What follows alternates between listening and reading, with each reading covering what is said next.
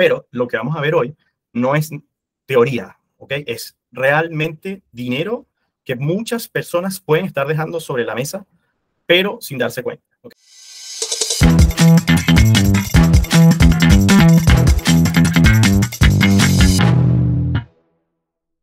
Lo primero, para partir, yo quería mostrarles una pequeña pero interesante gráfica, ¿ok? Quizás algunas personas la entiendan, otras personas no tanto, pero lo que están viendo ustedes en pantalla es la evolución en el mercado financiero del IPSA, ¿ok? El IPSA chileno es el índice de precios selectivos de acciones. Es un índice que representa el comportamiento de un determinado grupo de empresas dentro de la economía local, ¿ok? Y lo que ustedes están viendo es precisamente la evolución en términos de puntos, como se expresa esto, dentro del año 2025, desde el día 2 de enero hasta el día 27 de enero, para ser más preciso. Si ustedes ven acá la gráfica, ¿okay? Y aquí nos muestra un porcentaje que es sobre el punto que yo quiero que conversemos y partamos esta conversación el día de hoy. Esta gráfica nos muestra exactamente un crecimiento de casi un 50% entre el día jueves 2 de enero del año 2025 y el día jueves 27 de enero de este mismo año. Esto significa que en su conjunto, el grupo de acciones que conforman este índice ha incrementado en un 50%.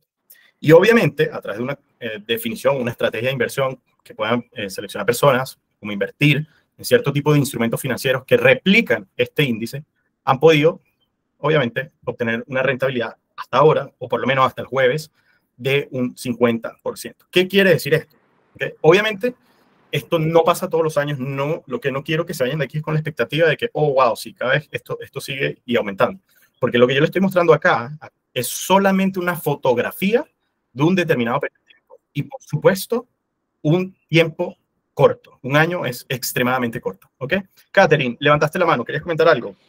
Sí, Miguel, porque en ambas oportunidades dijiste desde el 2 de enero al 27 de enero del mismo año, entonces solo verificar ese dato.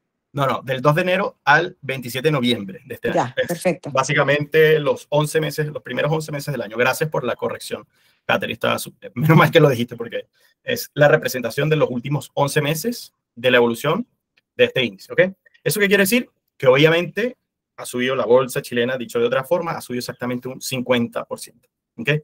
Esto no sucede todos los años, como les venía diciendo. No es que yo quiero que ustedes salgan de aquí, por supuesto, y, oh, wow, sí, invertir en la bolsa chilena. No. Solo lo que quiero que vean es el poder de una correcta planificación en términos financieros de cara a nuestro futuro, ¿ok? Obviamente, hay años anteriores donde el rendimiento ha sido más promedio, más tirado a un 10%. Hay años en los que ha sido aún más. Hay una variedad, hay un rango, ¿ok? Siempre esto quiero que se lo lleven. No porque esto haya pasado este año o los últimos 11 meses va a seguir ocurriendo de la misma manera. Pero lo que vamos a ver hoy no es teoría, ¿ok? Es realmente dinero que muchas personas pueden estar dejando sobre la mesa, pero sin darse cuenta, ¿ok? No quiero decir aquí que venimos a especular, que venimos a apostar, que venimos a decir cualquier cosa, sino más bien planificar desde la perspectiva de hacer que nuestro dinero, en la medida que lo podamos producir, pueda estar trabajando para nosotros. Y no quiero que se entienda que esto es, digamos, cantos de sirena, ni mucho menos, sino que es cierto, ¿ok? Ahora, cuando nosotros empezamos a hablar del ahorro previsional voluntario, obviamente aquí hay muchas variables que son las que vamos a estar conversando a lo largo de esta sesión, pero imagínense haber tenido ese rendimiento que les mostré de un 50%. Pero además de eso, obviamente hay que esperar a que cierre el año y todo lo que quiera, pero ya de por sí ha sido un rendimiento extraordinario este año para la bolsa de nuestro país. Además de eso, imagínense poder sumarle desde un 15% hasta incluso un 40% de rendimiento a nuestro dinero, ¿ok?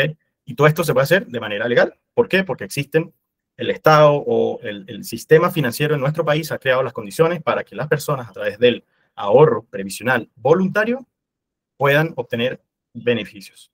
No estoy queriendo decir aquí que tienes que ganar miles de millones de pesos, sino que desde incluso pocos ahorros que podamos generar durante un año calendario, podemos obtener beneficios. Eso existe y muy pocas personas realmente lo usan. Si ustedes se fijan, ahí de hecho lo publiqué en una historia, bueno, no me acuerdo si es una historia, bueno, ahí en el Instagram, que decía justamente casi el 60% de las personas o no tenían o no habían implementado una estrategia de ahorro previsional voluntario o lo iban a empezar recién este año, ¿ok?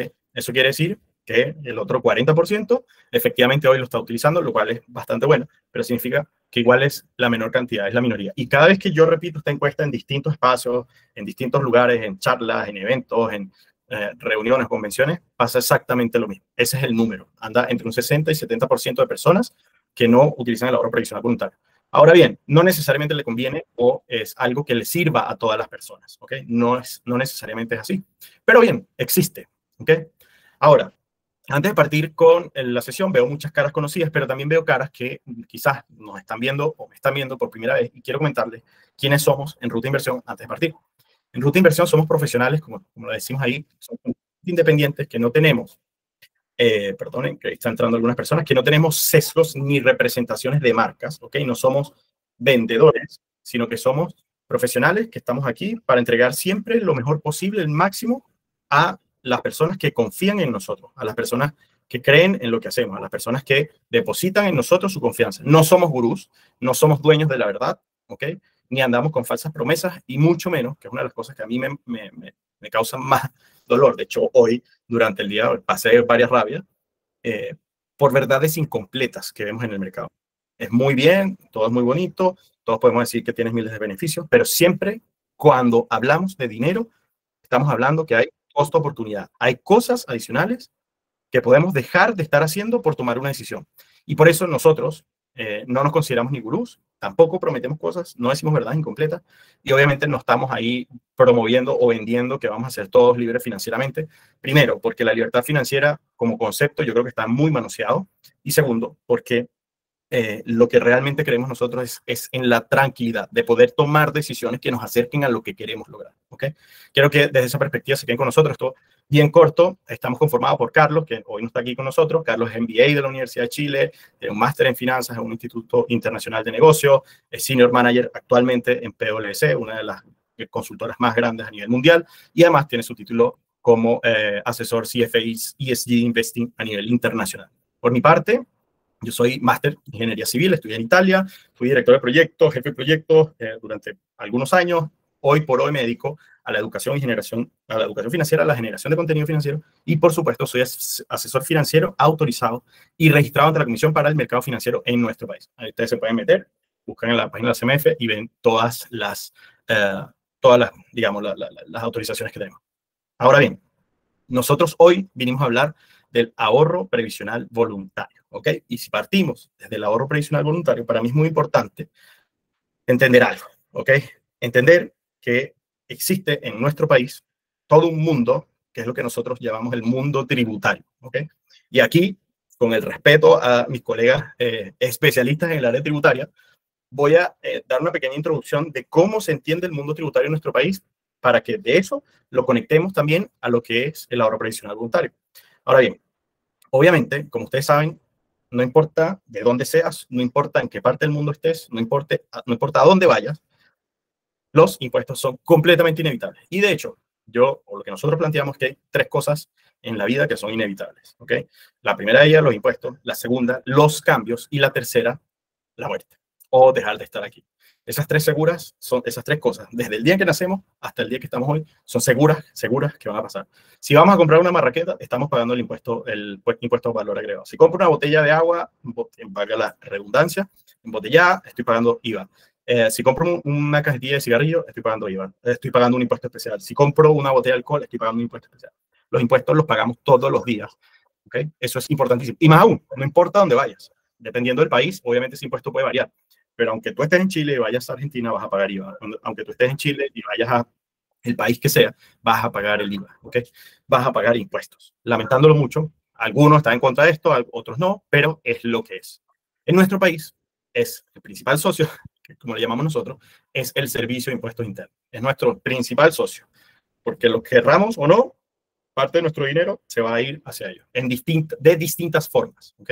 Servicio de Impuesto Interno es el ente encargado de la fiscalización, del establecimiento de las normas, de la interpretación, de la verificación del correcto o de la correcta implementación de, digamos, todo lo que son los aspectos tributarios en nuestro país, ¿ok?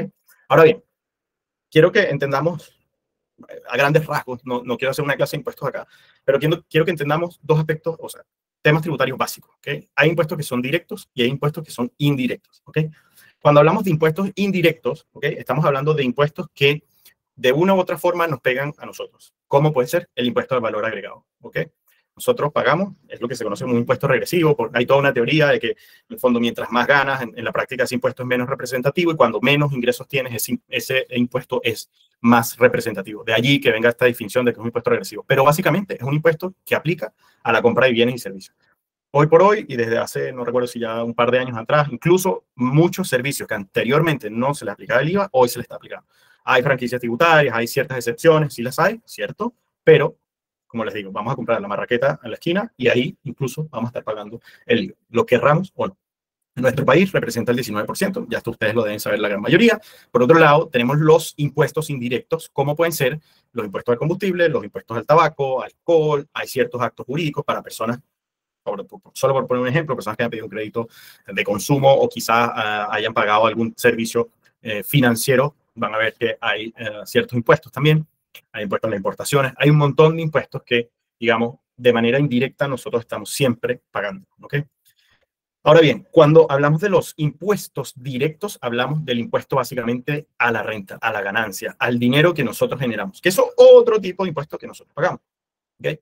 Y en particular, yo estoy simplificando y entiéndame que obviamente cuando hablamos de impuestos, los especialistas en la materia podrían ser los contadores auditores u otro tipo. De hecho, nosotros también trabajamos con algunos de ellos, pero en la práctica es importante entender todo esto, ¿okay?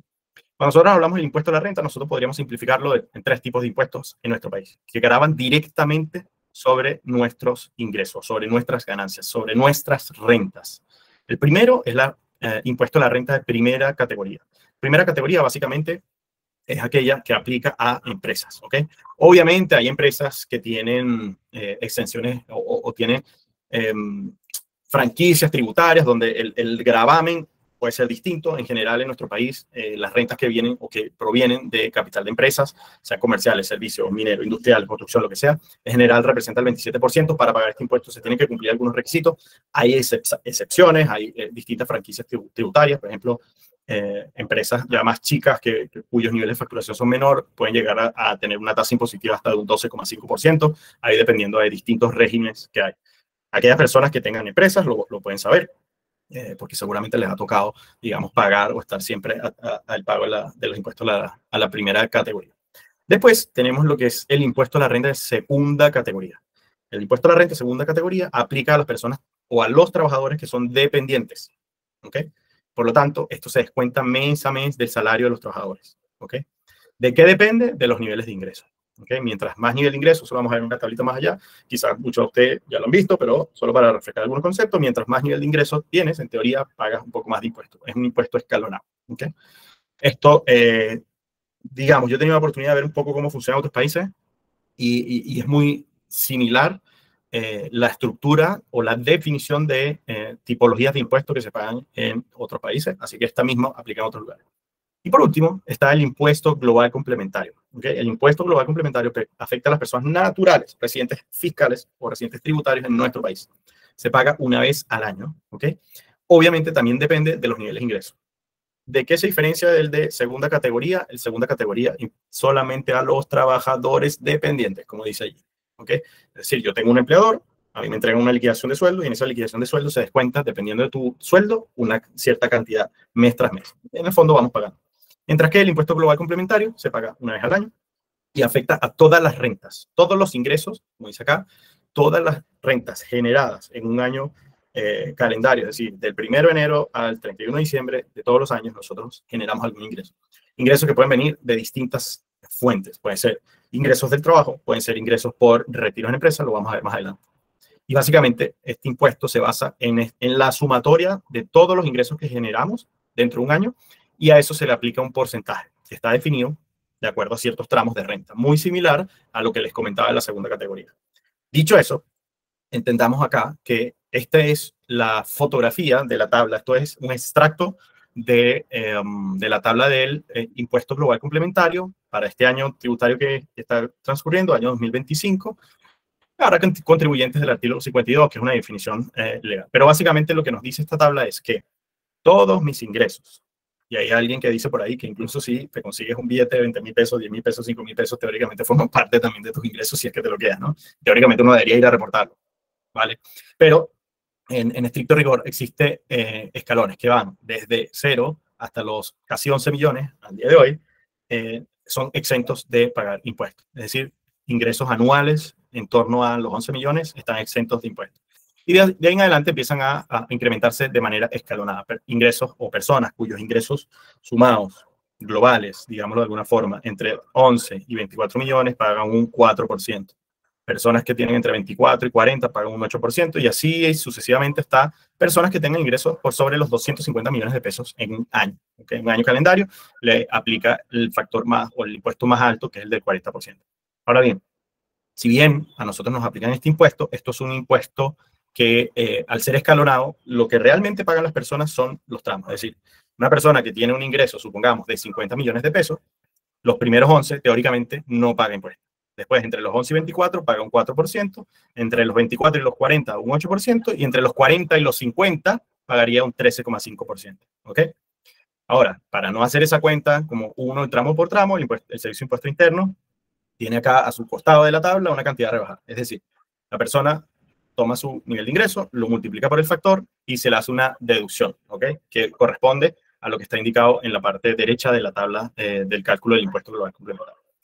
Es una forma sencilla, rápida de poder definir más o menos dónde estamos parados o proyectar incluso dónde vamos a estar parados desde el punto de vista tributario los próximos meses o mejor dicho, la próxima operación renta, que en este caso a nosotros nos correspondería el año tributario 2025, pagar todos los impuestos los impuestos sobre las rentas que generamos desde el primero de enero del año 2025 al 31 de diciembre de este año. ¿Ok?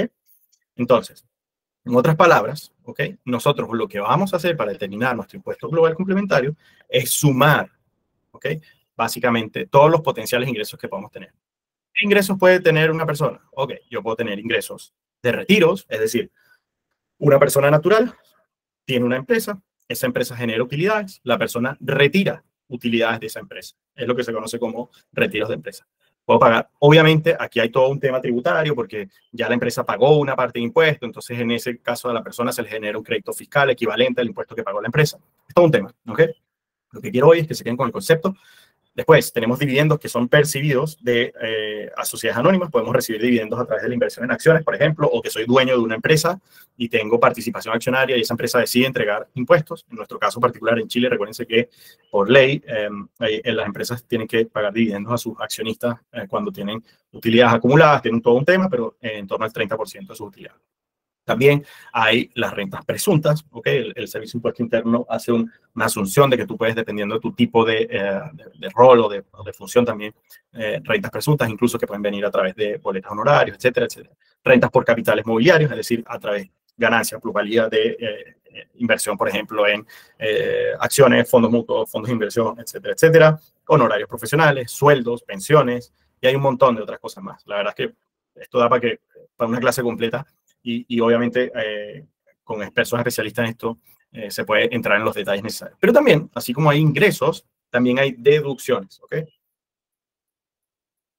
Deducciones, hay excepciones, hay topes, hay un montón y un sinfín de beneficios, si los queremos llamar de alguna forma, que hacen que esta base o este acumulado de ingresos se reduzca, ¿ok?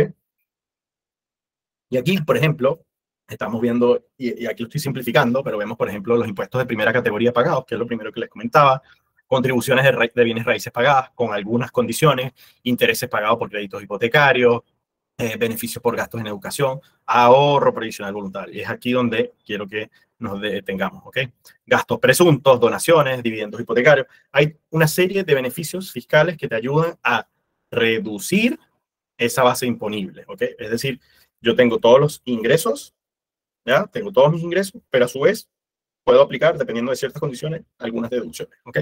Una de las que venimos a conversar hoy, o mejor dicho, la que venimos a conversar hoy, es justamente el ahorro previsional voluntario.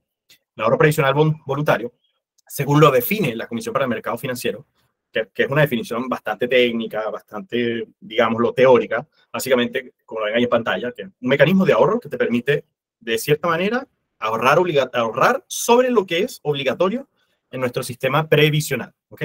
Nuestro sistema previsional, como ustedes saben, hay el ahorro que le llamamos ahorro obligatorio, que es parte de nuestros ingresos que se entrega a las administradoras de fondos de pensiones o AFP.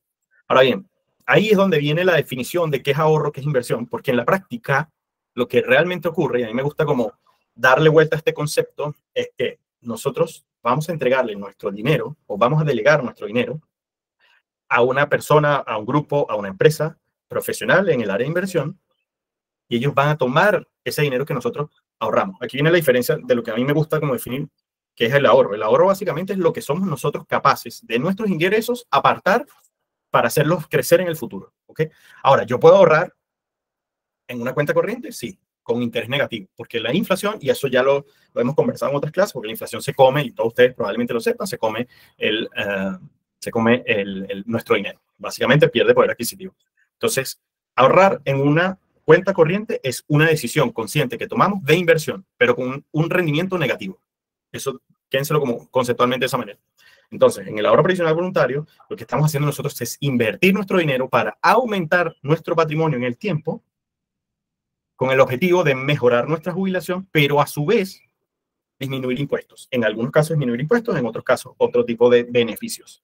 Entonces, finalmente, como que ese concepto de ahorro, yo creo que en algún momento cuando lo hicieron, dijeron, bueno, pongámosle ahorro porque las personas entienden más el ahorro. Y la palabra inversión, lamentablemente, muchas veces se asocia con riesgo, se asocia con perder dinero. Y obvio, en la medida que no sabemos, en la medida que no estamos preparados, eso puede ocurrir, ¿ok? Pero quiero que se queden más bien con este concepto, que al final la APB o ahorro previsional voluntario es un mecanismo que nos ayuda a invertir nuestro dinero para crecer nuestro patrimonio pensado en nuestra jubilación y que a su vez nos entrega otros beneficios, como la disminución de impuestos, ¿ok?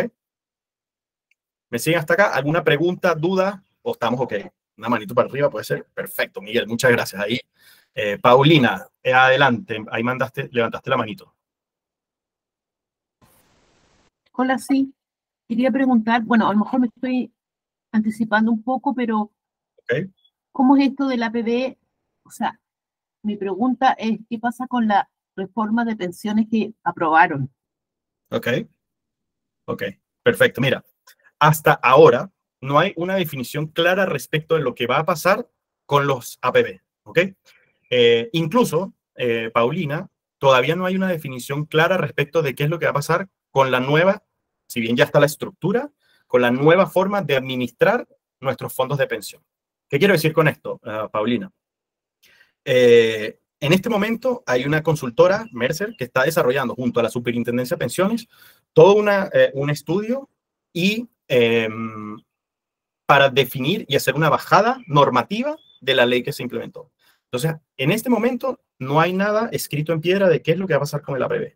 ¿Qué va a pasar con el AFP? Ya más o menos eso sí está definido, que se va a pasar a fondos generacionales, ¿ok? ¿Qué es un fondo generacional? Básicamente es un fondo donde tú, por ejemplo, te toca teóricamente por tu año de nacimiento, tu jubilación te toca a los 60, va a ser en el año, vamos a suponer, 2040. Entonces, tu fondo o los dineros que tú le entregues del ahorro obligatorio van a estar invertidos en un fondo que teóricamente al 2040 la persona debiese sacar. Por lo tanto, los riesgos y las decisiones de inversión que ese fondo pueda tomar van a estar relacionados con la fecha en la que tú vas a salir. Entonces, en la medida que se va acercando la fecha del fondo, es decir, año 2040, por el ejemplo que te di, los instrumentos de inversión van a variar y tendencialmente van a ir a instrumentos más conservadores. ¿Okay? Ahora, de lo que va a pasar en el APB, yo creo que eso va a ser una segunda derivada. Lo que al menos Miguel Medrano hemos escuchado nosotros en Ruta Inversión es que no hay nada claro, se está discutiendo, al menos hasta ahora no se han tocado los beneficios que hoy existen, ¿ok?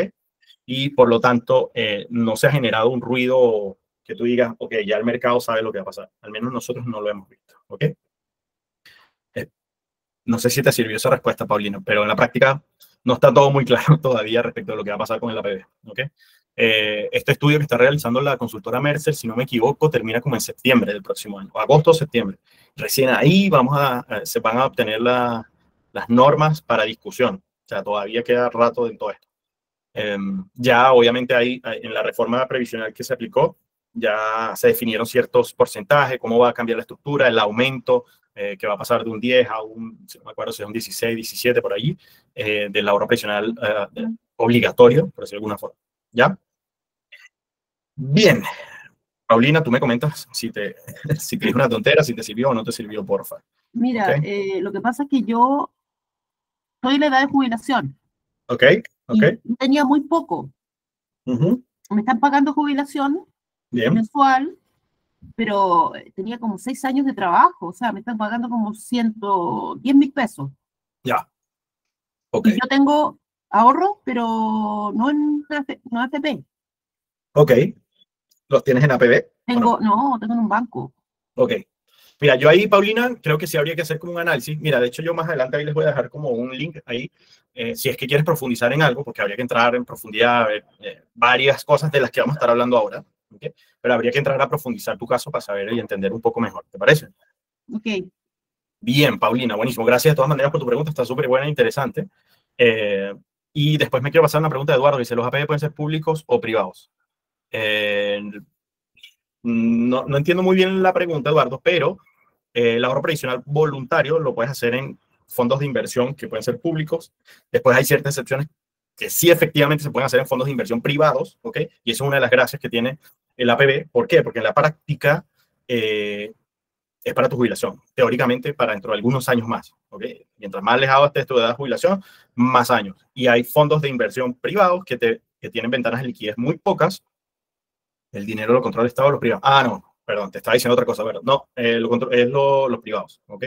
El Estado aquí, salvo el dinero que se invierte en las AFP, cuyos, lo que llamamos el asset allocation, es decir, la distribución de activos financieros que pueden invertir esos fondos, están normados por, digamos, leyes y normativas generales que implementan instituciones del Estado, pero uno puede invertir en empresas privadas y no pasa nada, ¿ok?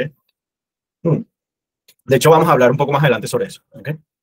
Bien, entonces, finalmente, lo que hacemos con nuestro ahorro previsional voluntario es gestionar nuestro patrimonio a través de inversión y esa inversión nos genera beneficios legales, ¿ok? Que finalmente nos ayudan en nuestra jubilación, ¿vale? Entonces, esa es como la visión o lo que me gusta, cómo me gusta a mí transmitirlo desde el punto de vista patrimonial. Nosotros tenemos una cierta cantidad de dinero que si la invertimos bien a través del ahorro previsional voluntario nos genera beneficios que al final nos van a ayudar a tener una buena jubilación. Ahora bien, ¿cómo funciona esto? Y aquí sí me quiero detener un poco. Esto podríamos verlo desde la perspectiva de quien tiene un ingreso a través de un sueldo, ¿ok? O no. Pero este ejemplo que les estoy mostrando aquí es básicamente como lo describe. Todas las personas tenemos un sueldo bruto, aquellos que dependen de un empleador. Ese sueldo bruto, a ese sueldo bruto se le hacen descuentos legales, que son el de salud y el de sistema previsional, de AFP. Eso lo que hace es generar una base imponible. Esa base imponible, posteriormente, se le hace unas deducciones por impuestos u otras deducciones que laboralmente la persona pueda tener y finalmente tenemos nuestro sueldo líquido, que es lo que llega a tu cuenta corriente después de toda esta web. Ahora bien, nosotros en este proceso podemos, particularmente las personas que tienen empleador, pueden tomar la decisión después de su sueldo líquido ahorrar en el régimen A o previo a llegar a su base imponible hacer un descuento, ¿ok? A través del régimen B. Y hay otra oportunidad. Entonces, en el régimen A, teóricamente, nuestro sueldo, nuestro dinero ya pagó impuestos. ¿Ok? Acá, teóricamente, nuestro ingreso, nuestro dinero ya pagó impuestos. Acá, cuando hacemos el régimen B, lo que hace esto es que descuenta, se resta a nuestro sueldo bruto, se resta lo que aportamos y la base imponible es menor. La base imponible que se acumula para esa tabla que les mostré es menor. Por lo tanto, pagamos menos impuestos. ¿Ya? Ahí vamos a ver algunas características a quién le conviene cada cosa. Ahora bien, si nos vamos al régimen A y cómo funciona esto, en qué consiste, básicamente cuando nosotros, a ver, ¿quién dice cómo es ahorro voluntario? Se puede retirar todo parte de él, incluida las utilidades obtenidas en un periodo de un año, por ejemplo. Sí, Miguel, sí, como es ahorro voluntario, efectivamente tú lo puedes retirar. Lo único es que al ser momento al retiro, pierdes ciertos beneficios, ¿ok? Los beneficios que te otorgaron los vas a perder o te los van a cobrar de vuelta igual. ¿Okay? Pero de cierta manera es un dinero con el que sí podrías contar en el caso de una eventualidad. De hecho, yo he escuchado casos, de hecho traigo un ejemplo de personas que lo han usado, incluso, perdón, un ejemplo de una persona que pudo haberlo usado y no lo hizo y bueno, tomó una mala decisión. Pero bueno, régimen A, ¿qué consiste? Todo lo que nosotros aportamos, el Estado nos bonifica al año siguiente con un 15% de todo lo que nosotros ahorramos. Es decir, yo puedo tomar mi dinero, se lo entrego a la empresa de Miguel para que Miguel lo invierta, le entrego 1 millón, el año siguiente el Estado le va a entregar a Miguel y le va a decir, Miguel, toma Miguel Flores, o voy a cambiar, Eduardo Silva. Miguel Medrano le entrega a Eduardo Silva para que Eduardo Silva gestione su APB. Eduardo invierte ese dinero, 1 millón de pesos, le informa al Servicio de Impuesto Interno, Miguel me entregó 1 millón de pesos este año en el régimen A, le informa a Tesorería, el año siguiente le entrega a Eduardo un 15%, 150.000 pesos. ¿Por qué? Porque es un premio al esfuerzo que yo estoy haciendo por ahorrar para mi jubilación. ¿Ok? Ahora, eso tiene topes, ¿ok? Existen máximos. En el caso actual es de 6 UTM, ¿ok? Y eso equivale aproximadamente a 2.780.000 pesos o 2.800.000. Es decir, si supongamos que Magda quiere maximizar este beneficio del 15%, a ella le van a dar el máximo beneficio hasta 2.800.000. Es decir, ella va a invertir hasta 2.800.000 y el año siguiente el Estado le va a dar 417.000 pesos, ¿ok? Que es el equivalente a 6 UTM. Perfecto, funciona. ¿A quién se le recomienda esto? A las personas que tengan ingresos cuyas rentas se encuentren en torno al 15% o menos. Y ahí les voy a explicar por qué. ¿Puedo hacer el retiro anticipado? Sí, puedo hacer el retiro anticipado. Te van a devolver el 15% de todos los ahorros más la rentabilidad. Perdón, aquí no se devuelve, aquí te van a retener, ¿ok? Más la rentabilidad. Tú puedes poner el millón y el año siguiente te van a poner 1 millón, te van a poner 150, tu fondo va a tener 1.150.000, tú lo puedes retirar todo, pero te van a retener ese 15%, ¿ok? Teóricamente, como es un dinero, como les expliqué anteriormente, que ya pagó impuesto, porque ya viene de nuestro sueldo líquido, no pagamos impuestos por el retiro. Incluso, cuando nos vamos a jubilar, ese dinero no va a pagar impuestos. ¿Qué paga impuestos? La rentabilidad de lo que pusimos, eso sí. Y los beneficios fiscales que nos entreguen del 15%. Eso sí va a pagar impuestos, ¿ok? Entonces eso es importantísimo. Ahora, ¿a quién le conviene el régimen B? ¿O en qué consiste? El régimen B, como ya les expliqué antes, lo que hace es que todo lo que tú aportes se baja de tu impuesto imponible, de tu base imponible, ¿ok? Entonces, las personas que son empleadas, ¿ok? Impuesto de segunda categoría, tienen un tope mensual de 50 UF. O personas que eso equivale a 600 UF. O personas que son independientes, ellos dentro del año pueden hacer un aporte máximo de 600 UF. Hoy 600 UF son, para redondearlo, 24 millones de pesos. Eso puede ser muy, muy efectivo a personas que tengan impuestos por sobre el 15%. Tasa efectiva de impuestos sobre el 15%. ¿Por qué? Porque la reducción que te van a hacer va a ser mayor que el beneficio si lo hicieras en el régimen A. ¿Ok? Ahí lo vamos a explicar, lo vamos a mostrar otro ejemplo. Ahora, ¿puedo hacer un retiro anticipado? Sí, se puede hacer un retiro anticipado. En este caso, de nuevo, te van a hacer una retención preliminar del 15%. En la próxima operación renta, lo que va a hacer el Servicio de Impuesto Interno va a decir, ya mira, Paulina, tú retiraste tu APB, te retuvieron 15%, pero tu impuesto en realidad era el 23%. Por lo tanto, ahora me tienes tú que pagar impuesto a mí. Entonces hay que tener mucho ojo. Yo ahí la recomendación que siempre le hago a las personas es que tengan mucho ojo cuando vayamos a hacer un retiro de este tipo. Puede convenir en aquellos años donde los ingresos hayan disminuido, pero tengan en consideración, esto está pensado para la jubilación. Idealmente tratar de mantenerlo para la jubilación. Porque además, si lo retiramos anticipadamente, puedes tener un cargo adicional variable entre un 3 y un 7%. Dice Eduardo, puedes terminar pagando más impuestos que si no lo ahorrabas, si retiras, ejemplo, emergencia. Puede ocurrirte, sí puede ocurrir, Eduardo, en algunos casos, por ejemplo, en los que lo retires en un año donde tienes un nivel de ingreso muy alto. ¿Okay? Entonces, finalmente, lo que te termina pasando es que te van a tener una retención. Pero si tu impuesto es de, no sé, 40%, 35%, 30%, después vas a tener que pagar esa otra diferencia. Entonces, todo va a depender de cómo esté tu situación tributaria. Por eso la recomendación que siempre hacemos es hagan una verificación de esos temas, especialmente cuando son temas más complejos, de un contador de confianza. ¿Okay? Siempre es importante hacerlo de manera de evitar que un retiro pueda significar incluso un problema mayor. ¿Okay? Tengamos eso en consideración. Bien, luego hay una tercera patita de la que muy pocas personas hablan y es el depósito convenido. Si bien esto no es directamente un APB, pero funciona exactamente de la misma manera. Ahora, esto es el depósito convenido es aparte de lo que ya les hablé. ¿Okay? Yo les hablé del régimen A, que tienes un beneficio anual máximo de 6 UTM, equivalente a ahorrar 2.800.000. Tenemos el régimen B, que tiene un tope de 600 UF anuales, por lo tanto, hasta 24 millones. En el depósito convenido es una forma adicional a lo que estamos hablando que te permite bajar hasta 900 UFs anuales. O sea, 9 por 4 son 36 millones adicionales. Es decir, para que sea un orden de ideas, esto puede significar que estas 900 UF sumadas a las otras 600 son casi 1.500 UF. 1.500 UF por hoy son 60 millones de pesos aproximadamente. ¿Okay? Ahora, esto es un aporte extra que hace el empleador al fondo que elige la persona. Y lo que hace es que si una persona, por ejemplo, tiene un sueldo de, voy a hacerlo bien exagerado, pero eso existe, es real, una persona que tiene 20 millones de sueldo, puede convenir con su empleador que de esos 20, 5 vayan a su depósito convenido. Por lo tanto, el nuevo sueldo es de 15 millones, no de 20. Entonces, la persona paga impuestos sobre 15, no sobre 20. ¿Ok? Ahora, eso se puede hacer.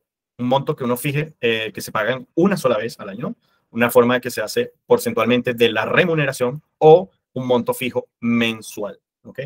Aquí no se puede retirar este dinero. ¿Ok? Y de todas maneras, el depósito convenido tiene la ventaja fiscal de que es heredable, es inembargable, etcétera, etcétera. ¿Ok? Yo a quién se le recomienda esto, que personas que tienen tasas efectivas superior al 30 y 35%, donde necesitan generar una gran cantidad de ahorro, pero ahí de nuevo depende de la situación de cada persona, porque el retiro anticipado de esto no es posible. Desde que tú este aporte lo hiciste, ya no es posible retirarlo. Por ejemplo, lo que he visto yo es personas a las que les pagan bonos grandes a fines de año, por ejemplo, gerentes, quizás algunos cargos donde las remuneraciones son más altas, se pueden pactar estos, ¿ok? Básicamente aquí lo que haces es que te bajas tu sueldo cuando haces un depósito convenido. Esto puede ser muy conveniente para personas que tienen altos niveles de ingreso. En resumen, tenemos el régimen A, donde te hace un aporte del 15%, el régimen B te hacen una disminución del impuesto vía beneficio tributario, te bajan la carga, ¿ok? Y la disminución de impuestos vía beneficio tributario. Ok, las dos preguntas que me hicieron ahí, tanto de Milagros como de Jennifer, eso se responde básicamente acá. ¿Ok? Cuando nosotros estamos acá, nosotros tenemos esto que le llaman aquí factor, es ese porcentaje. ¿Ok? Ahora bien, aquí hay un tema.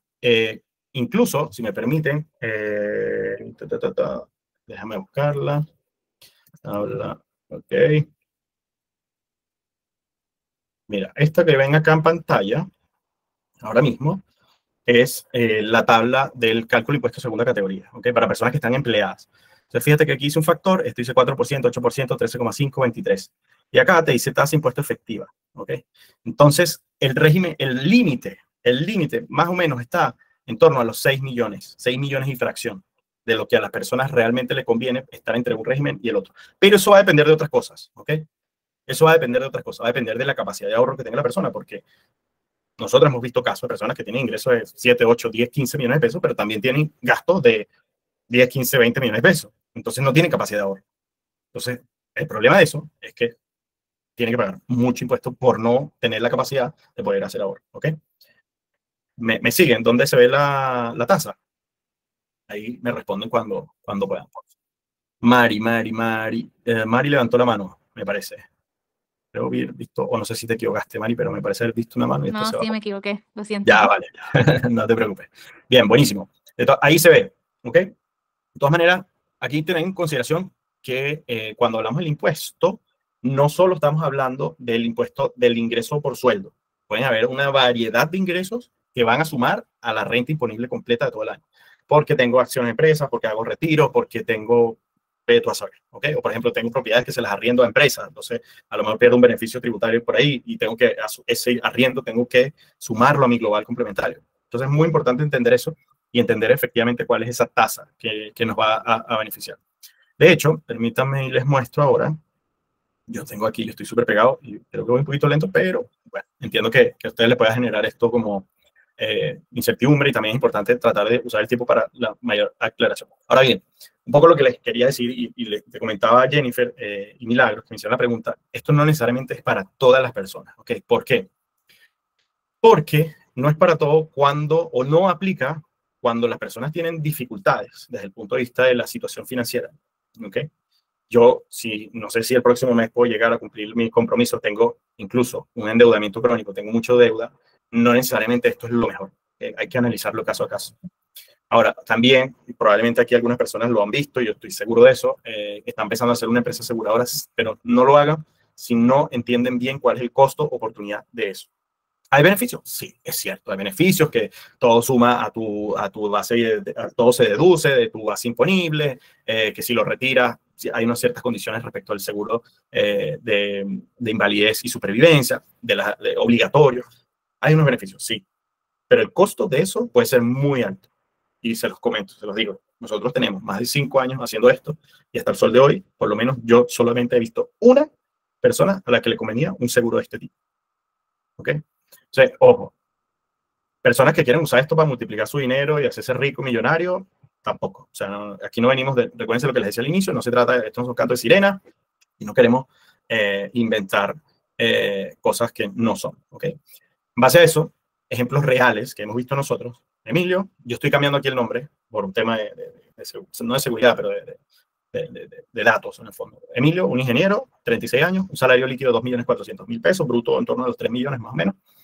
Hacía un aporte mensual de 120.000 pesos durante 3 años al régimen A, pero no tenía más capacidad de ahorro.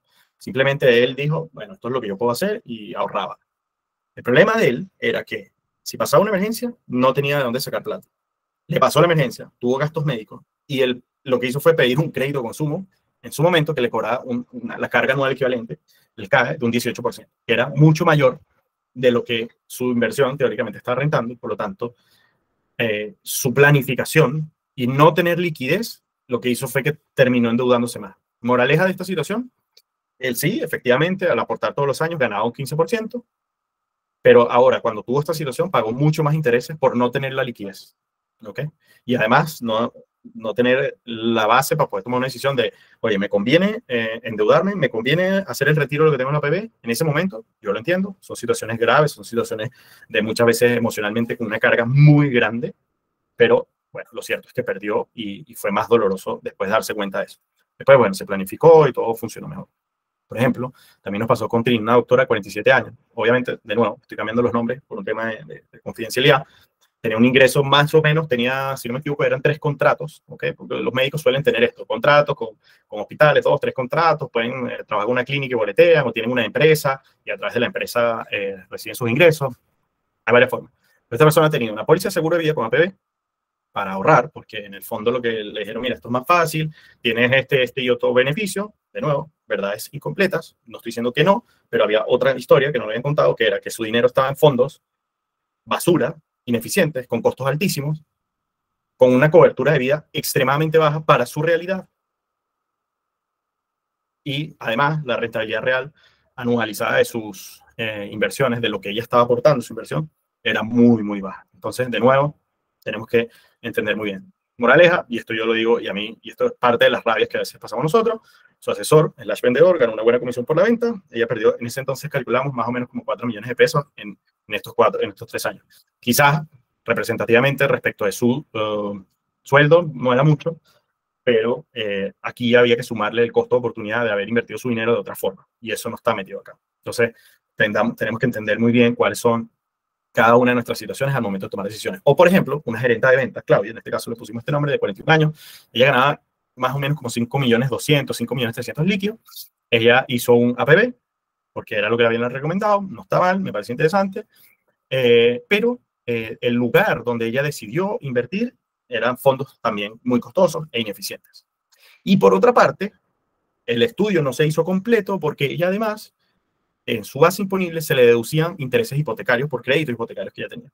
Entonces, finalmente, su impuesto efectivo, su tasa, esa que tú me preguntaste, Jennifer, o que me preguntaste, Milagro, era más baja del 15% y por lo tanto no le convenía hacer el régimen B.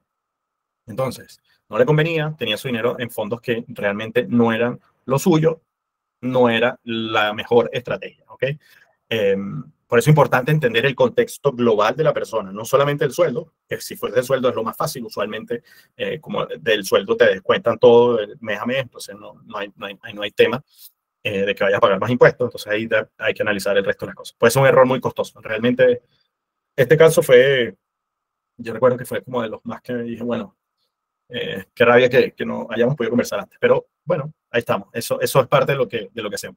Ahora bien, ¿para quién sí es esto del APB? Personas que tienen ingresos altos, ¿okay? O está mejor dicho, digámoslo de otra forma, más que ingreso alto, que estén en un tramo alto del impuesto global complementario, o que simplemente no necesariamente estés en el impuesto alto, pero quieres aprovechar ese beneficio, por ejemplo, del 15%. Personas que tienen una situación financiera estable, pero que quieran mejorarla. Personas que no quieren que su futuro dependa exclusivamente de la AFP. Tienen ahorros que a lo mejor esos crecen al ritmo de la inflación. Y con esto quiero decir básicamente que las personas, por un tema de información, quizás por un tema de conocimiento, y yo lo entiendo porque me pasó a los que han estado en las otras clases de nosotros hace 5 años, 6, no, un poco más, ya 7 años, me pasó, personas tomamos malas decisiones, tener el dinero en depósitos a plazo o en la cuenta corriente no necesariamente es lo mejor, ¿ok? O personas que no quieran ser expertas financieras, personas expertas financieras que quieran perder tiempo y asumir riesgos innecesarios. Entonces, sí puede ser. Carlos, para responderte, sí, yo en el grupo espero ya mañana, porque después de que se graba la sesión, la descargo, la llevamos a YouTube y ahí les mando el link directo en el grupo de WhatsApp. Así que no es problema, Carlos, ¿ok? Bien, sí, porque ya estamos 1 hora y todavía me falta. En concreto, te conviene el régimen A. ¿Cuándo? Cuando tus ingresos totales imponibles, tanto mensuales como anuales, pueden estar bajos o medianamente bajos, bajo el umbral de los 5,5 millones que les comentaba hace un ratito, suele convenir el régimen A.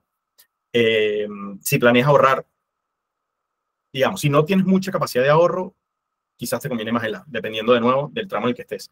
Si tienes una buena capacidad de ahorro, una capacidad de ahorro moderada, lo que puedes hacer es, bueno, aportar el máximo posible que puedas a tu régimen A, incluso también al régimen B, que eso es otra cosa que no hemos hablado, que les voy a comentar. Entonces, aquí mi recomendación sería, mira, trata de hacer el aporte máximo, que puede estar en torno a 230,000 pesos mensuales. No vale la pena ahorrar más del tope, o sea, más de estos 2.800.000 más o menos que les comentaba, porque en la práctica, si ahorras más de eso, no vas a recibir una bonificación extra en el régimen A. Obviamente, para todos los casos, recuerden que estos fondos son inembargables y son heredables también, ¿okay? Es decir, nadie puede llegar y meterle mano a eso. ¿Desea ahorrar o eso es un beneficio que otorgan algunas empresas? Sí, Catherine, ese es el ahorro previsional voluntario convenido, creo que le llaman, que es la PVC, que algunas empresas no están en la obligación, pero algunas empresas lo entregan como complemento. Es decir, tú pones una parte que es muy modelo gringo, muy modelo americano. Tú pones una parte y la empresa va y te hace como match y te dice, mira, si tú pones 100,000 pesos, yo te doy 100,000 pesos más. Son beneficios que algunas empresas ponen con ciertos topes y tal. Yo lo he visto, sí, lo he visto en algunas empresas acá, pero no es lo más normal, pero sí existe, ¿ok? Sí lo puedes hacer. De hecho, la invitación que yo le hago a todos aquellos que, mira, pregunten en sus empresas si es que hay algún tipo de beneficio respecto a eso. Ojalá antes o lo más pronto posible, porque esto, recuérdense que los beneficios corren hasta el 31 de diciembre y me parece que hoy o ayer aprobaron la nueva ley de que ahora el 31 de diciembre sí va a ser un feriado bancario, entonces un día menos, así que hay que estar atento ahí. ¿A quién le conviene el régimen B? Si tus ingresos son altos o tu tasa bueno, ahí le cambié el nombre, pero tu tasa efectiva de impuestos es más alta del 15%, te conviene el régimen B.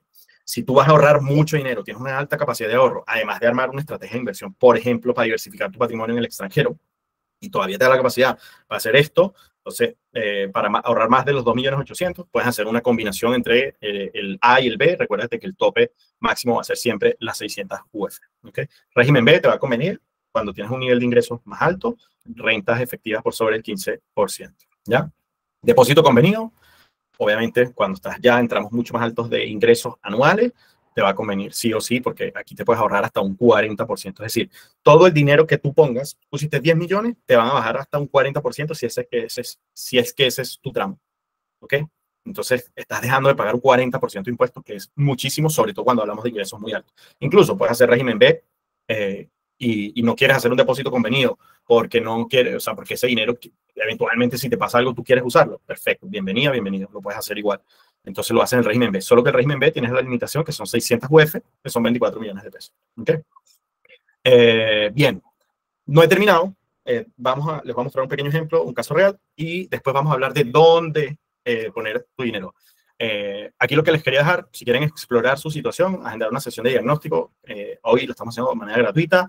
Obviamente no tenemos miles de cupos. La idea es que, y obviamente la invitación es que las personas que vayan a hacer esa reserva, por favor, vengan a las reuniones, porque me ha pasado que a veces reservan reuniones y no llegan.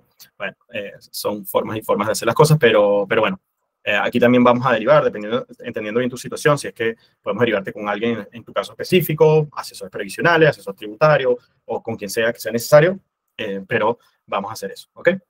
Ahora bien, yo aquí les quiero mostrar el efecto que tiene hacer ahorro previsional voluntario cuando son personas que tienen altos ingresos, ¿ok? Entonces, yo tengo por aquí un ejemplo que es real, le quité el nombre de un cliente nuestro cuyos ingresos anuales están en torno a 200 millones de pesos, ¿ok? Una persona que tiene ingresos como dependiente en torno a los 190 millones de pesos anuales, de enero a diciembre. Además, tiene otro tipo de ingresos que es por arriendo de propiedades. Tiene algunas propiedades y arrienda, y dentro del año tiene en total aproximadamente 15 millones, ¿ok? Por otro lado, tiene unas retenciones, porque dentro de su liquidación de sueldo mensual, a la persona le hacen retenciones. En total, durante el año, 35 millones de pesos. Tenía otro tipo de retenciones, que era más o menos 1,5 millones, una cosita poca, pero existía. Entonces, fíjense cómo total ingreso imponible de esta persona en un año era 200 millones de pesos. Esta persona, si nosotros nos íbamos a los 23 millones y fracción, más o menos 23 millones y medio de su aporte régimen B. Después ahí también hay otras como deducciones, que pueden ser por créditos, por donaciones, que ya les comentaba. También hay otras deducciones ahí por temas de educación, hay varias, ¿ok? Esto lo vemos, digamos, con un especialista en el área. Esta persona, con todo esto, fíjense que su ingreso imponible es 200 millones, teóricamente más de 200 millones le corresponde un tramo tributario del 35%, ¿ok? Pero al hacer 23 millones de aporte, en lugar de su ingreso imponible ser 200, se le deduce los 23 millones y por lo tanto su impuesto a pagar es sobre la base de 178 millones. Al final del periodo, habiendo aportado el máximo, que son los 23 millones y fracción, su total de impuestos para el próximo año era de 7 millones de pesos, 6 millones 700 y fracción. Ahora fíjense el efecto, si esta persona no hubiese hecho esto, no hubiese ahorrado esos 23 millones, porque además esos 23 millones los tiene, no es que se los dio a alguien y se perdieron, no, él aportó eso, están invertidos, que por cierto, este año le fue increíble, porque está invertido en el mercado local en algunos instrumentos que le fue súper bien. Si esta persona no hubiese hecho ese aporte, le hubiese tocado pagar aproximadamente 15 millones de pesos. ¿Okay? 15 millones de pesos no es menor. Fíjense que se ahorró 7, es decir, puso 23, dejó de pagar 7, esos otros 7 incluso los puede volver a invertir el próximo año si es que los tuviese, digamos, físicamente, o tuviese la liquidez. Esos son solo ejemplos de cómo uno podría hacer una evaluación. ¿Cómo o dónde se abre tu primera APB? Ya te voy a responder eso, Eduardo. ¿Ya? Es que quiero atarlo justamente, Eduardo, con lo que viene, ¿ok? Quiero que ahora vamos a pasar a conversar de cómo hacer y dónde hacer un plan APB, ¿ok? En estricto rigor, nosotros podemos hacer, voy a partir por lo más conocido, lo más clásico. Particularmente a mí no me gusta mucho, soy bien honesto. Podemos hacer plan APB en una administradora de fondos de pensión. Yo puedo darle mi plata a FP Modelo, a FBTA, Habitat, a Cuprum, a la que sea. Tiene cosas buenas y cosas malas. A mí lo que no me gusta particularmente hacerlo en una AFP es que al estar mi dinero invertido en los fondos A, B, C, D y E, ese dinero tiene, o la estrategia de inversión que el administrador del dinero, en este caso de los fondos de pensión, puede hacer, es limitado porque están normados y tienen muchas, digamos, fronteras que básicamente no les ayudan mucho a obtener buenas rentabilidades. De hecho, si nosotros ingresamos acá, y perdonen, yo sé que probablemente estamos pasando la hora, pero yo prefiero dar el máximo posible acá. Hay una página web que se llama, ¿dónde estamos? Aquí está. Hay una página que se llama Infórmate y Decide, de la Superintendencia de Pensiones, ¿ya? Que nos muestra la ganancia y pérdida que ha tenido en los últimos 5 años, por ejemplo, las AFP. Y el fondo A, fíjense esta tabla que está acá, el fondo A, la rentabilidad anual anda en torno a un 5% en los últimos 5 años. Obviamente, cuando nosotros pensamos en jubilación, vemos mucho más largo plazo, pero esta es la tendencia. 5% de rentabilidad real anualizada en los últimos 5 años. O sea, les quiero decir que he visto en el mercado local rentabilidades de 12 reales en los últimos 5 años. En el mercado americano, 10% del Standard & Poor's 500, una cosa donde no hay que inventar mucha magia. Obviamente, hay que analizar caso a caso. No es una recomendación de inversión específica, pero quiero decirles que por este motivo, a mí particularmente, no es que me fascinen hacer mi APB en las AFP. Ahora bien, yo puedo tener un APB yo puedo tener mi AFP en Modelo o en Provida, y mi APB la puedo tener en otro fondo de pensión, no necesariamente en el mismo en el que tengo mi AFP, ¿ok? Pueden ser diferenciados. Lo que es bueno, sí, los costos son más competitivos, al momento jubilar es mucho más fácil, es más sencillo todo el proceso, pero bueno, creo que cuando nosotros pensamos en invertir a largo plazo, hay mejores lugares para hacerlo, ¿ok? Las AFP, bueno, ustedes la conocen, Provida, Capital, Habitat, AFP Modelo 1, Cuprum, Plan Vital. Hay que saber evaluar bien también en términos de costo, que es lo más eficiente. Y también en términos de lo que yo voy a ser capaz de ahorrar mes a mes. ¿Okay?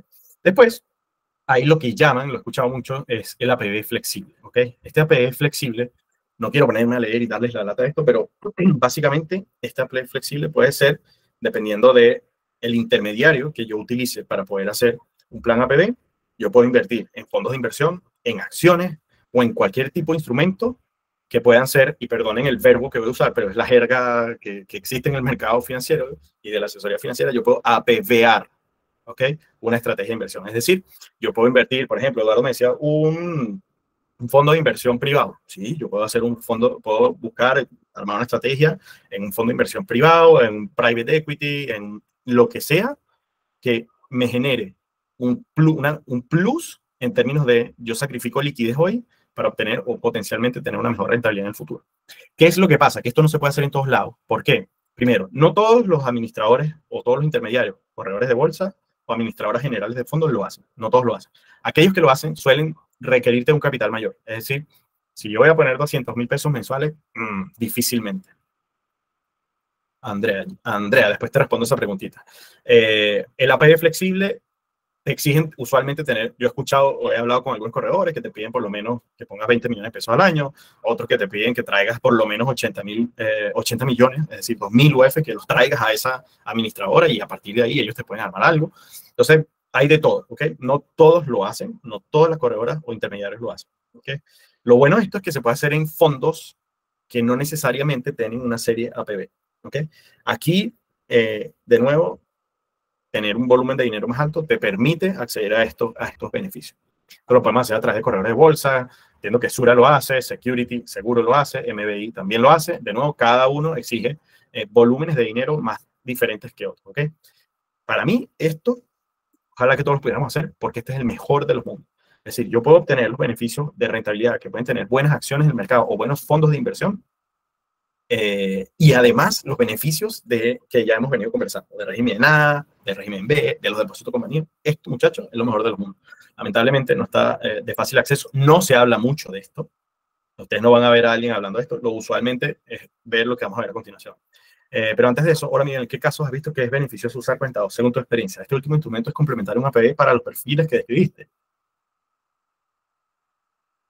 No sé si decirte que interpretes mi silencio, Andrea, pero mira, la cuenta 2, básicamente nuestro dinero está invertido. No es una cuenta de ahorro. O sea, sí es ahorro en el sentido de que todo lo que yo pueda sacar de mi sueldo se lo pongo ahí, perfecto. Pero no es ahorro en el sentido de que ese dinero realmente sí está invertido, ¿ok? Tengan eso en consideración. Nuestro dinero sí está invertido. Al estar nuestro dinero invertido, tiene una rentabilidad. Las rentabilidades son las que vimos, ¿ok? A mí, y ojo, lo que yo les mostré acá es la rentabilidad del fondo A, el fondo más riesgoso, el fondo más conservador, el E, tiene incluso rentabilidades negativas en los últimos 5 años. Pero las que son positivas son básicamente cero. O sea, el dinero no crece. Pero además estamos pagando una comisión a la administradora de fondo de pensión. Entonces, mucho ojo con eso. La verdad es que yo tendría ojo. Particularmente, yo todavía no he visto así como que tú digas, bueno, esta cuenta 2 sí es buena, tiene beneficios, que sí es cierto, tiene beneficios, de que ese dinero tú lo puedes girar, que no paga impuestos, es la rentabilidad, pero hay que analizar bien, ¿ok? Bien, gracias por tu pregunta, Andrea. Ya les comentaba dónde se puede hacer esto. Después, esto es lo más clásico, el APB. Uno puede abrir un APB en una administradora de fondos, básicamente en un Banchile, BCI, Banco Estado, BTG, Sura, ¿ok? Que básicamente son administradoras generales de fondos que tengan fondos mutuos con series APB. ¿Qué quiere decir esto? Que estas administradoras de fondos generan fondos de inversión que están destinados al ahorro previsional voluntario, ¿okay? Esto es una de las formas más clásicas que yo he visto. Lo único, entre comillas, lo que a mí no me gusta particularmente, es que si vas a tener el APB en Banchile, entonces Banchile tiene sus propios fondos, ¿ok? O BCI tiene sus fondos. Entonces, al final, si uno quiere buscar como el mejor de los mundos, tener un muy buen fondo de Sura, uno bueno de Banco Estado, uno bueno de BCI, ya la cuestión se complica terrible y casi, yo te diría que casi es imposible hacer, ¿ok? Entonces, esa es una gran limitación que tiene. Y por último está lo que, bueno, no por último, después le vamos a mostrar el último que a mí particularmente no me gusta, pero igual se lo voy a decir. Antes de eso, el APB delegado. Básicamente, nosotros este dinero se le puede dar a o una jefe, ¿ok? O a un tercero que administre ese dinero y ese tercero tenga, por ejemplo, convenios o contratos de APB con algún intermediario, ¿ok? ¿okay? Básicamente, ¿qué es lo que hace esto? Tú delegas la administración en alguien, que ese alguien distribuye tu dinero en distintos fondos que a su vez puede estar invertido de distintas maneras. ¿Okay? No sé, me viene a la mente ahora BTG Pactual, tiene eso, Principal, Fintual, SoyFocus, son empresas que básicamente tú defines un perfil, tú le dices que quieres invertir y ellos arman una estrategia, tú lo que haces mes a mes es que le entregas tu dinero, ¿ok? ¿Cuáles son las recomendaciones para elegir dónde hacerlo? ¿Por los costos o comisiones que se deben pagar o dónde puedo comparar estos costos? Mira, Milagro, sí, lo más conveniente siempre va a ser evaluar los costos y comisiones, por supuesto, dependiendo del lugar donde lo vas a hacer. A mí me gusta particularmente que en estos casos, cuando vamos a elegir un fondo o una estrategia de este estilo, mira, no sea más allá del 2%, perdón, del 0,5% o máximo 1%, pero ya tirado de las mechas 1%, ¿ok? Entonces ahí va a depender mucho de eso. Y lo otro es analizar la rentabilidad pasada. No quiere decir que rentabilidad pasada es garantía de rentabilidad futura, para nada, pero te da una cierta visión de cómo está esto. Y esa rentabilidad tenemos que compararla con el nivel de riesgo, porque claro, yo puedo invertir en acciones, ¿ok? A través de una APB flexible, yo puedo tener un fondo muy grande de APB, qué sé yo puedo decir, bueno, voy a hacerlo en acciones. Y yo le entrego esa administración a un corredor de bolsa que lo haga, pero puedo sufrir mucha volatilidad, acciones que van a subir mucho, bajar mucho. Entonces, si uno no está consciente de que esto es para el largo plazo, puede sufrir un poco emocionalmente. Entonces, la respuesta concreta es sí, hay que evaluar costos, comisiones, rentabilidades, niveles de riesgo, ¿okay? Que uno está dispuesto a asumir. Ahora, aquí yo siempre sugiero, como esto es para largo plazo, esto es para jubilación, habitualmente mi sugerencia siempre es comparar los costos, ¿ok? Bien, por último, los APB 12% en 8 meses en régimen de nada conservador como nivel de riesgo. Fintual, sí. Ahí lo que pasa con Fintual es que tiene exposición al dólar, porque sus fondos en general están dolarizados. Y mucha de la rentabilidad que ellos tienen también viene de la rentabilidad por la depreciación del peso chileno, es decir, o mejor dicho, la apreciación del dólar respecto del peso chileno. Pero sí, en general, Fintual los últimos 5 años, yo saqué la cuenta y la rentabilidad creo que andaba en torno al 11 o 12% real, una muy buena promedio anual para los últimos 5 años, ¿ok? Bueno, les decía, gracias James ahí por el comentario y Milagros por la consulta, el APB con seguros. El APB con seguros, básicamente es esta cuestión donde mezclan seguros con APB, con ahorro, tiene unos beneficios en términos de que teóricamente lo que pagas en el seguro también es como si estuviera en el beneficio tributario, es decir, se descuentan, pero bueno, tiene sus cosas y sus cosas. Tiene una forma, si lo queremos ver de alguna manera, es una planificación financiera más integrada, porque están, bien o mal, están dos cosas juntas, pero de nuevo, aquí hay complejidad y falta de transparencia en mucha información. En general, la flexibilidad para elegir estrategias de inversión es muy limitada y por lo tanto, las rentabilidades que al menos hemos visto nosotros no suelen ser las mejores en general y tienen costos elevados, ¿ok? Me parece que el costo de oportunidad de esto es muy, muy alto, ¿ya? Bien, entonces, en resumen, tenemos el dinero, nosotros lo invertimos, tenemos que evaluar bien a quién le vamos a entregar este dinero que vamos a estar nosotros aportando. ¿Para qué? Para que nuestro dinero crezca de manera sana, de manera transparente, no es que estemos pagando costos ocultos, eso es muy importante. ¿Y por qué hacer un APB? Porque en el fondo, cuando nosotros invertimos nuestro dinero, obtenemos tranquilidad y paz mental. Eso es importantísimo. Saber que estamos haciendo algo para nuestro futuro hoy nos da tranquilidad. Yo les decía al inicio de la conversación, nosotros no somos de, oye, que libertad financiera, gurú y no sé qué. No, no se trata de eso. Se trata de tener la tranquilidad, de tener un proceso de planificación coherente a nuestra vida. Entonces, podemos hacer nuestro APB a través de fondos mutuos, fondos de inversión, acciones, como les comenté, depende de cada caso. Se puede tener régimen A, puede tener régimen B, solo A, solo B, puedes tener A y B, se puede además hacer el depósito convenido. Lo que hoy tienes en un lugar, si yo puedo tener una estrategia de APB en, no sé, como dice James ahí, en Fintual, y yo el día de mañana lo quiero pasar a Banco Estado, lo puedo hacer sin necesidad de perder los beneficios, sino hacer un traspaso. Eso ocurre. Ahora, lo que no se puede hacer es, lo que tengo un A, pasarlo para un B. Eso no se puede hacer. Obviamente, y de acuerdo a nuestra experiencia, no hemos visto estrategias con seguros que sean eficientes en el costo oportunidad. ¿Ok? Sí, tienen beneficios, todo lo que quiera, pero cuando nosotros pensamos en invertir nuestro dinero, una cosa es inversión y otra cosa es un seguro. Suelen ser más eficientes al estar separados. ¿Ok? Ahora, antes de esto, por favor, primero, como se lo hemos dicho a muchísimas personas a través de nuestro canal de YouTube, charlas, talleres, clases en la universidad, presentaciones, todo lo que hacemos, nosotros lo hacemos con un objetivo, pero antes de hacerlo, siempre partir de un diagnóstico, de saber dónde estamos parados hoy para evitar cometer errores.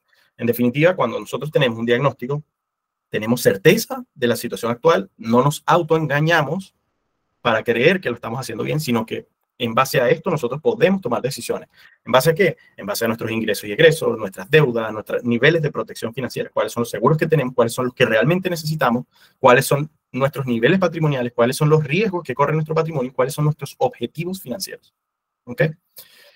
En caso, dice Luis, en caso de fallecimiento del dueño de la APB, ¿qué pasa con él? Ahí hay que ver, mira, esto es heredable, ¿ok? Luis, son heredables. Hay que ver bien la estructura porque si el APB, por ejemplo, a propósito del tema de los seguros, si el APB está en un seguro, como que no le echan mano a una componente de la herencia que tiene que ver con el seguro de invalidez y supervivencia, si no, esto pasa a ser completamente y forma parte, digamos, de la masa hereditaria.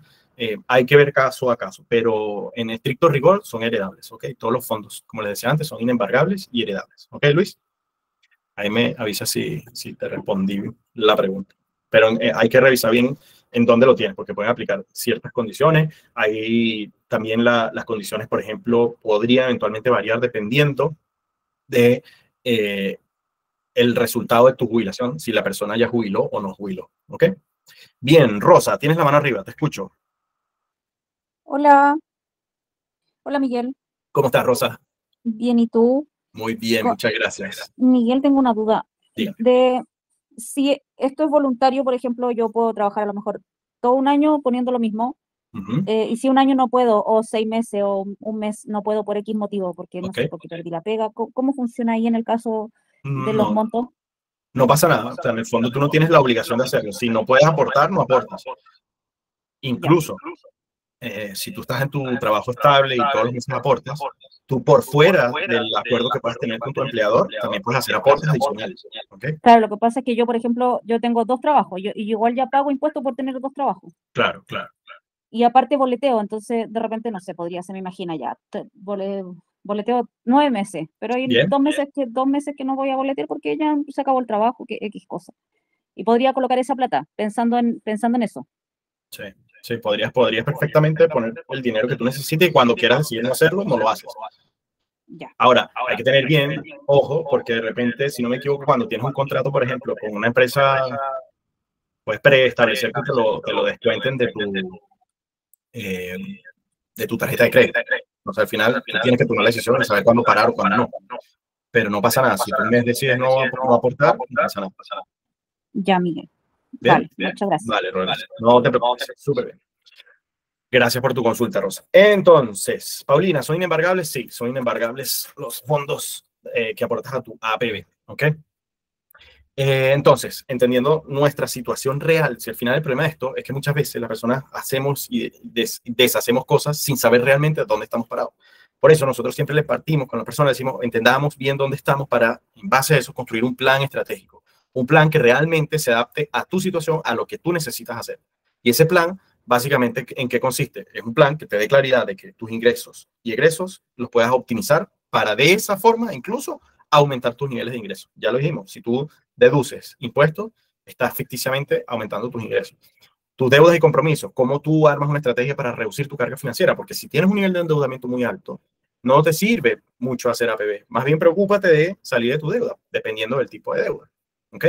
Cuando hablamos de protección financiera, ¿cómo está preparado nuestro cinturón de seguridad? Que otras personas llaman fondo de emergencia. ¿Cuáles son los seguros que tenemos? ¿Cuáles son los que realmente necesitamos?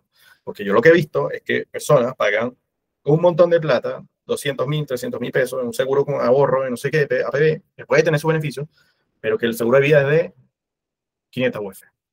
¿Para qué sirve un seguro de vida de 500 UF? Si tu nivel de gasto es de 3 millones mensuales, 3 millones mensuales por 12 meses son 36 millones. Y 36 millones son 1.000 UF. Entonces, ojo con eso. Patrimonio y riesgos. ¿Cómo diversificamos? ¿Cómo armamos distintas estrategias de inversión que nos ayuden a diversificar nuestro patrimonio y de esa manera disminuir los riesgos? ¿Cómo nosotros identificamos nuestros objetivos? Una vez los identificamos, ¿qué estrategias de ahorro, qué estrategias de inversión definimos? ¿Para qué? Para avanzar, para tener claridad en las cosas que tenemos que, en las decisiones que tenemos que tomar. Y por último, monitorear y ejecutar todo lo que vas haciendo con una visión estratégica. Mirar para adelante, se los comenté al inicio. Seguro que tenemos impuestos, seguro tenemos cambios, seguro tenemos la muerte, lamentablemente. ¿Ok? Entonces, en definitiva, monitorear esto con una visión de cómo estamos haciendo las cosas, cómo vamos replanteándonos metas y objetivos de nuestra vida, nos ayuda a, este es lo que yo llamo como el círculo del bienestar financiero, ordenar nuestro dinero, proteger nuestro dinero, invertir nuestro dinero y disfrutar de nuestro dinero. ¿Ok? Porque lo que no nos puede pasar es que sea un sufrimiento para nosotros y nosotras el dinero. ¿Ok? Desde ese punto de vista, cuando tú tienes y sabes bien dónde estás parada o para hoy, cuando sabes y construyes un plan, lo ejecutas y lo monitoreas, puedes cumplir con todo esto. Y parte de orden, protección e inversión. ¿Vale? Eso es, en definitiva, lo que nosotros apuntamos. Que el ahorro previsional voluntario, ¿ok? Es un mecanismo que nos ayuda a aumentar nuestro patrimonio, invertir bien nuestro dinero, mejorar nuestra jubilación, obtener beneficios. Pero hay que saberlo usar bien. Ojalá pensarlo para nuestro retiro y no pensar que lo estamos ahorrando porque si me pasa algo, lo saco. Es mejor ese ahorrar y si me pasa algo y lo saco, invertirlo en otro lugar donde sea más eficiente. ¿Ok? Y siempre, en la medida que necesites ayuda, busca orientación. Para nosotros eso es lo más importante. Cuando uno se enferma, va al médico. Cuando uno tiene un problema en el auto, va al taller mecánico. Cuando uno tiene un problema con el abogado, va al abogado legal, va al abogado. Entonces, ahora, la invitación que les hago, ya para finalizar y darle las 1000 gracias a las personas que están aquí. Si todo lo que vimos hoy les resuena, quieren evaluar, quieren conversar en relación a su situación, tener un diagnóstico donde puedan evaluar más a fondo su situación, yo feliz. Ahí tenemos, obviamente, estamos ahora fin de año, estamos hasta el tope, así que con la responsabilidad que eso significa para nosotros, dejarlos invitadas y invitadísimos a todas las personas hoy a que, bueno, ahí agenden. Catherine, ¿tenías alguna consulta ahora? Sí, Miguel, basados en el ejemplo, bueno, más en la información que diste al principio de la rentabilidad que, por ejemplo, tuvo este año, el primer gráfico que mostraste. Ok. Va, en base a esa información, si yo tengo un APB y tiene ese rendimiento, ese rendimiento debería pagar impuestos, ¿cierto? Ese rendimiento va a pagar impuestos cuando tú saques tu APB. Ok. Mientras esté dentro, no. Mientras tu dinero esté invertido, tu APB va a crecer. Entonces, si tú lo hiciste a través del régimen A, cuando te toque retirarlo, solo va a pagar impuestos lo que tú aportaste. La rentabilidad que llegado ese momento tú retires, eso sí va a sumar impuestos, va a sumar a tus impuestos y también los aportes fiscales, porque estamos hablando del régimen A. ¿Okay? En el caso del régimen B, todo lo que tú saques, en teoría, va a pagar impuestos. ¿Okay? Ahora, de aquí a allá, habrá que ver. Todo está cambiando. Esa pregunta que nos hizo Paulina también, clave, porque ahora estamos en plena reforma, en plenos estudios, plenas nuevas normas, entonces todo puede cambiar. Pero por ahora, estas son las reglas de juego. Y de hecho, parte de lo que yo les planteo como diagnóstico, plan, monitoreo y ejecución, tiene que ver justamente con hacer seguimiento a todas estas cosas que van pasando a nuestro alrededor y que pueden limitar o hacernos, o tengamos que tener o tomar otras decisiones de inversión. ¿Ok? Así que bueno, eso, Catherine. Bien. Buena, ¿alguna otra pregunta, dudas, consulta? ¿Alguien? Porque se quedaron aquí un montón de personas, así que quien quiera hacer alguna otra consulta, pregunta, bienvenidas, bienvenidas y bienvenidos. Hola. ¿Alguien tiene? ¿Paulina? Sí. Bien. Dime, bueno, Paulina. a mí me interesa saber eso. Bueno, Ok. mi institución ya pedí una hora para el viernes. Bien. Pero me preocupa por el hecho de que yo ya tengo edad de jubilar, Bien. me pagan la AFP me paga una pensión, Bien. entonces a lo mejor yo ya no voy a poder hacerlo. No, si ya estás jubilado, no. Nada. No. Porque ya tú, ya fue. Ahora, lo que sí puedes hacer y que deberías hacer, evaluar tu situación y tu dinero que se invierta en el fondo. Así sea de una manera conservadora, que es lo que yo asumo que sería tu caso, pero que no esté detenido en una cuenta corriente. No, ¿Okay? no, está bien. Eso sí, eso es importante. Hay algunas excepciones, hay que analizar bien el caso, Paulina. Yo tengo cuenta corriente, pero la mayor parte está invertida en forma conservadora. Ok, perfecto. Yo podría poner más, pero no pongo porque estoy justo en el nivel de exención. Ah, ok. Por tu carga impositiva anual, en el fondo. Claro. Bien. O sea, podría. Mira, habría que analizarlo bien. Pero sí podrías hacer cosas, pues. Habría que analizar, entender un poco de manera más global tu patrimonio, por dónde están viniendo todos tus ingresos hoy, probablemente están viniendo por lo que me decías de la AFP, Incluso, bueno, hay que ver la forma en la que pactaste tu jubilación, si fue por, digamos, renta vitalicia, si fue retiro programado, hay que entenderlo. Programado. Entonces, todo eso forma parte como de los análisis que habría que entender. Ya. Gracias. Vale. No, gracias a ti, Paulina. Jennifer pregunta, si tuvieras que elegir entre invertir en un ETF o APB, podrías invertir en una estrategia APB con ETFs, pero ahí depende del caso, Jennifer, porque en el fondo hay ETFs en el mercado local que replican mercados extranjeros, en donde tú podrías tener exposición a mercado extranjero a través de un fondo local que esté en APB, ¿ves? Pero de nuevo va a depender del intermediario financiero que elijas, que puedas hacer eso o no. Pero yo conozco personas que lo hacen. O puedes hacer APB a través de un fondo que invierta en ETF. No es lo más eficiente del mundo, pero funciona bastante bien. Que dicho de otra forma, Fintual, que es eso que comentó James por allí, hace eso. Entonces, perfectamente lo podrías hacer también por ahí. Habría que ver el caso a caso, habría que ver el nivel de riesgo que tú estás dispuesta a asumir, tu edad, tus expectativas. Habría que analizar varias cosas, Jennifer. ¿Ok? No sé si te respondí o no, pero ahí espero ir, no sé, un dedito para arriba o para abajo. No sé si Jennifer estás por ahí todavía, pero bueno, eso. María, buenísimo, buenísimo, Jennifer. Perfecto. María Cristina dice, excelente, explicación muy clara. No, gracias a ti, María Cristina. Miguel, yo saco una hora para la evaluación. Ahí Miguel, escaneas el código, o si no, después me puedes incluso escribir ahí de manera interna. Yo creo que tenía por ahí el link. Creo que tenía por acá el link. Si quieres, aquí te dejo el link directamente. Y ahí está. Ahí puedes ver los horarios. Tienes que completar un formulario ahí, Miguel, para en el fondo focalizar los esfuerzos y darle para adelante. ¿Ok?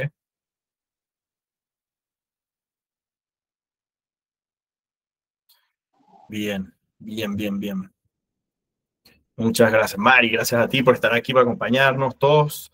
De nuevo, bueno, yo creo que ya estamos. No sé si hay más preguntas o no. Si las hay, pues me las van dejando ahí. De todas maneras, full agradecido.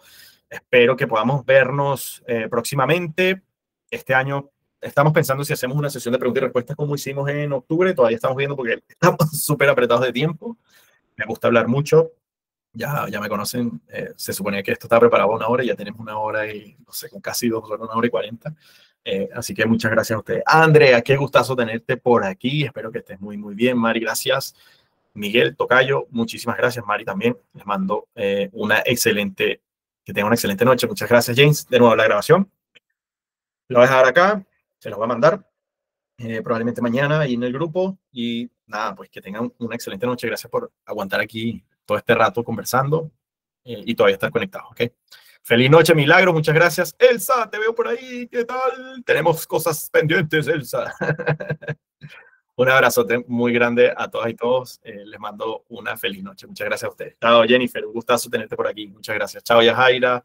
Pati, un abrazote, muchas gracias también. Qué bien ver muchas mujeres aquí, eso me alegra. Eso quiere decir que vamos para arriba. Un abrazote. También, Eduardo. Gracias, Eduardo. Ahí te espero, Eduardo, ¿ok?